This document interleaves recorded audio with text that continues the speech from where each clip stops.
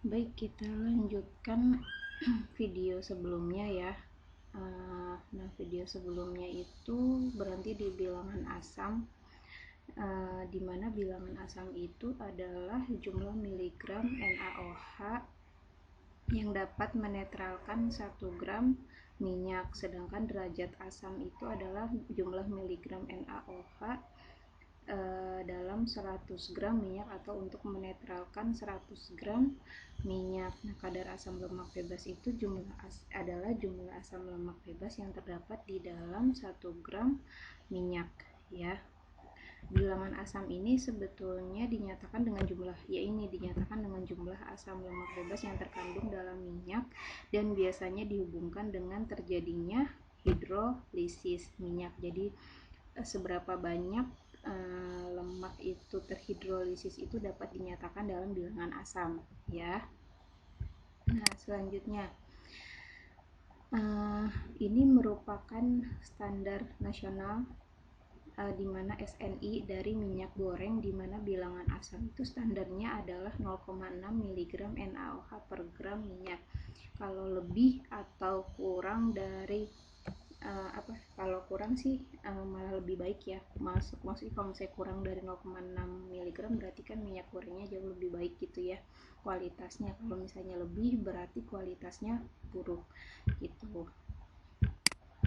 Titik kritisnya, ini ada beberapa hal yang perlu ditekankan ketika melakukan penetapan bilangan asam. Yang pertama, alkohol yang tidak netral itu dapat menyebabkan kesalahan positif. Tapi tadi udah dibahas ya, kalau misalnya tidak netral itu kemungkinan dia misalnya alkoholnya bersifat asam, dia dapat menyebabkan volume titran NaOH itu menjadi bertambah gitu ya. Jadi NaOH tidak hanya menitar si asam lemak bebas tetapi juga menitar asam yang berasal dari alkohol ya.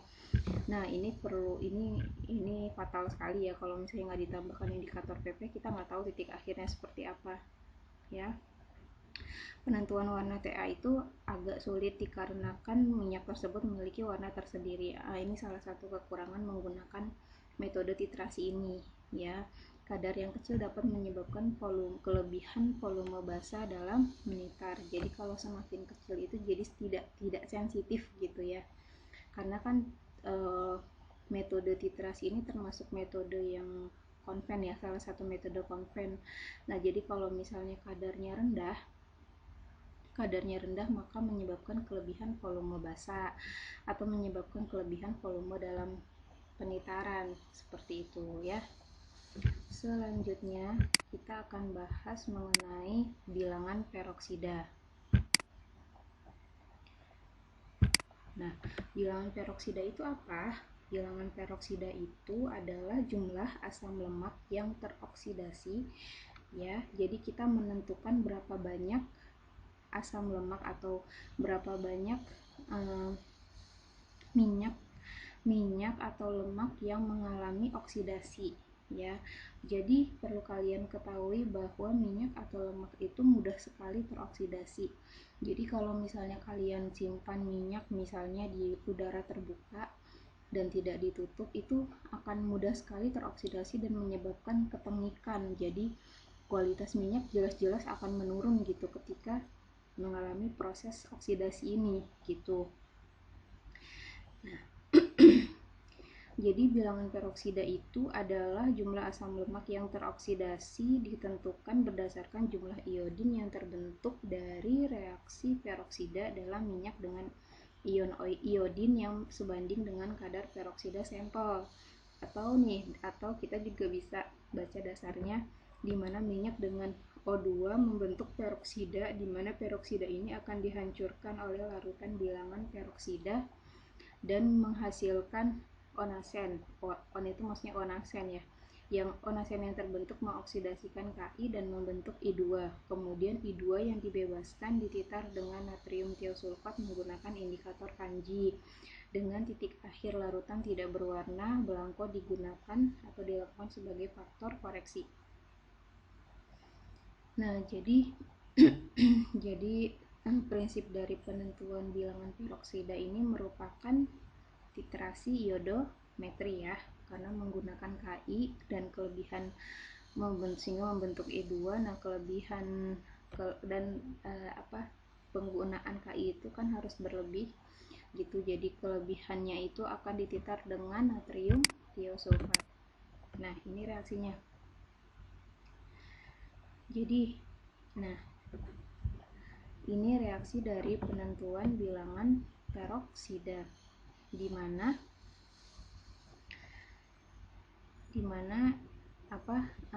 ini contohnya si lemak yang mengalami lemak atau minyak yang mengalami proses oksidasi ya. Nih contohnya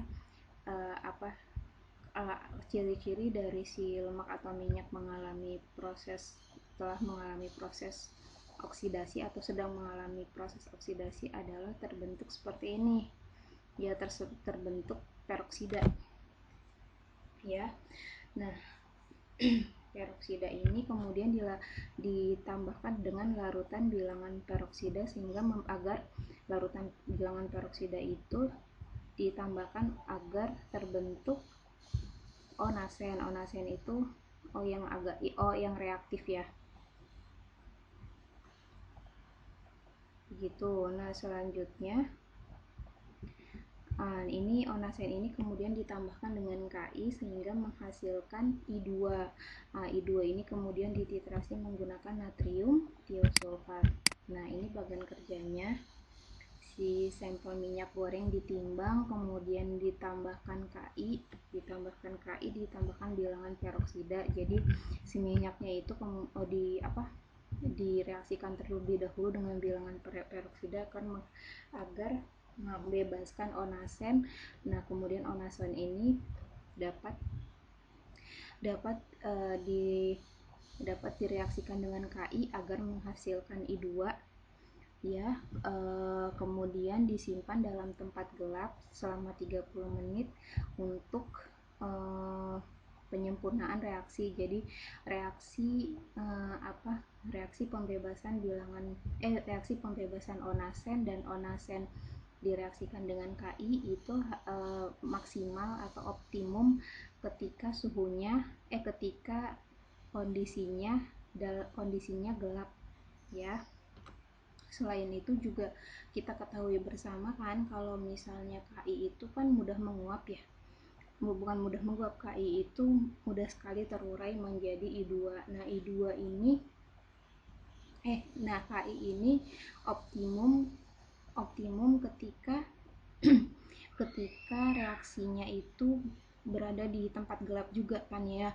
Nah, makanya disimpan di tempat gelap agar reaksi berjalan sempurna ya. Kemudian ditambahkan pelarut itu berupa air bebas O2. Kenapa harus bebas O2? Karena ketika air yang masih mengandung O2, khawatirnya O2 ini akan mengoksidasi si minyak lagi gitu. Jadi harapannya setelah proses ini tidak ada lagi proses oksidasi ya, pada minyak. Jadi kita hanya ingin tahu nih kita hanya ingin tahu oksidasi dari si minyak saja tanpa adanya proses oksidasi dari adanya penambahan reaksi lainnya gitu. Itulah kenapa kita menambahkan air yang bebas O2. Kemudian ini biasa ya, filtrasi iodometri, jadi ibu nggak perlu jelasin lagi ya. Nah, perlu dilakukan proses blanko karena ini merupakan titrasi tidak langsung ya. Kalian baca sendiri aja blankonya. Blanko itu kan berarti tanpa sampel ya. Nah, ini perhitungannya untuk penentuan bilangan peroksida, di mana volume penita dikurangi volume blanko dan lain sebagainya ya per gram sampel, sehingga diperoleh bilangan peroksida. Nah, bilangan peroksida ini juga merupakan jumlah miligram O2 dalam 100 gram minyak ya.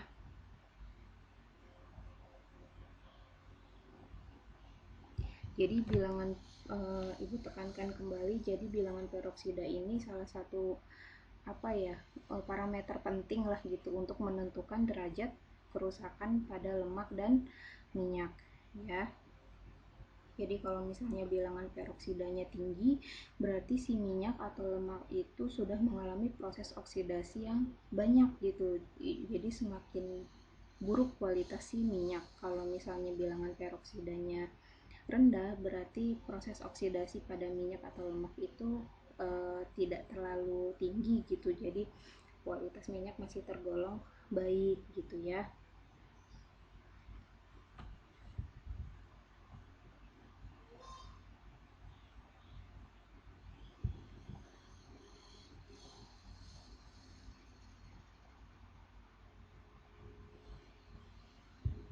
Oke, selanjutnya ini parameter SNI dari SNI untuk bilangan peroksida, di mana standarnya maksimal 10 mg O2 per 100 gram minyak ya.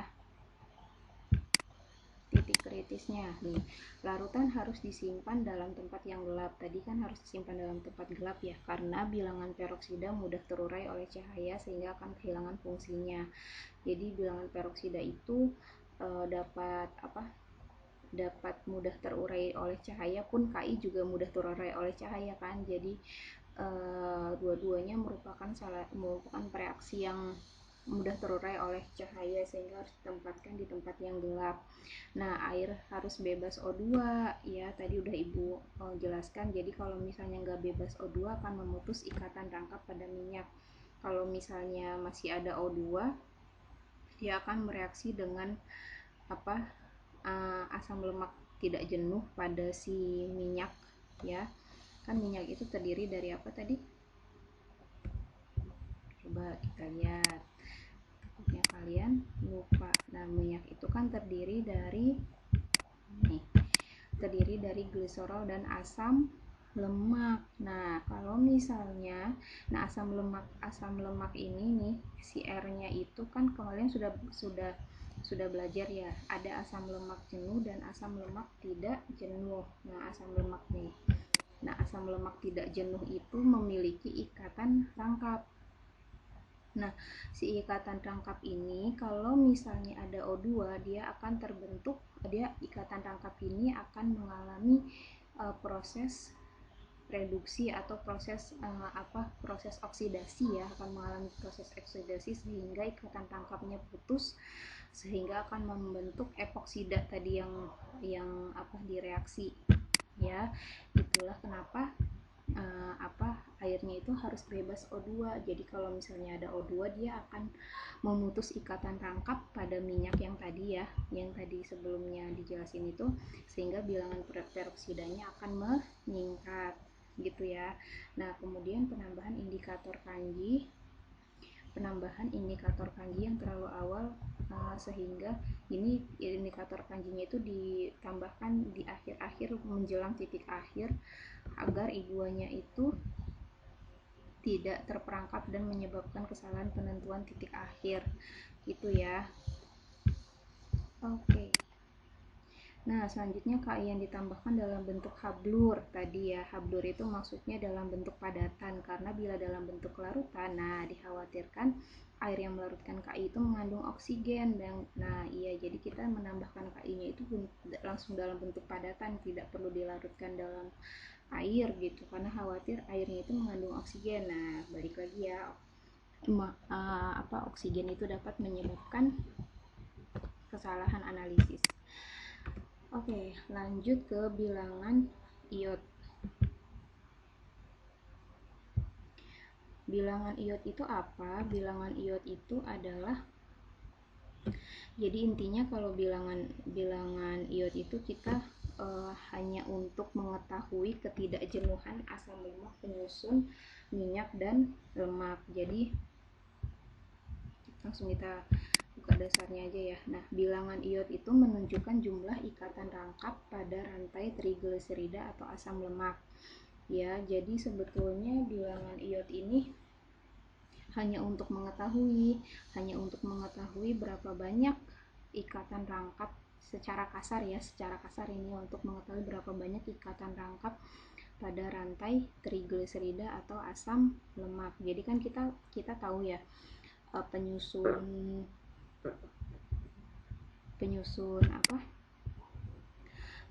dari si penyusun dari si lemak atau minyak itu kan adalah penyusun lemak atau minyak itu adalah asam lemak ya.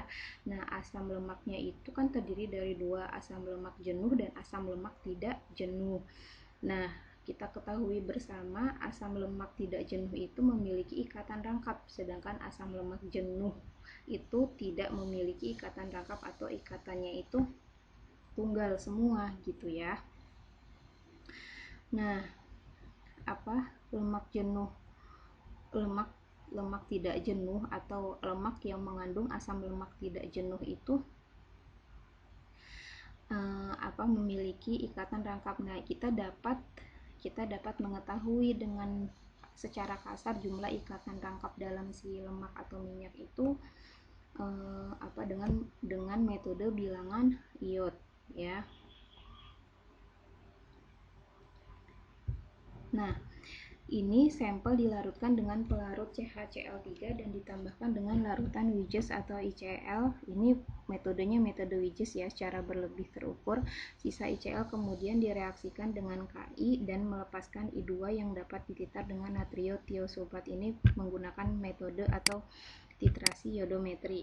Nah, ini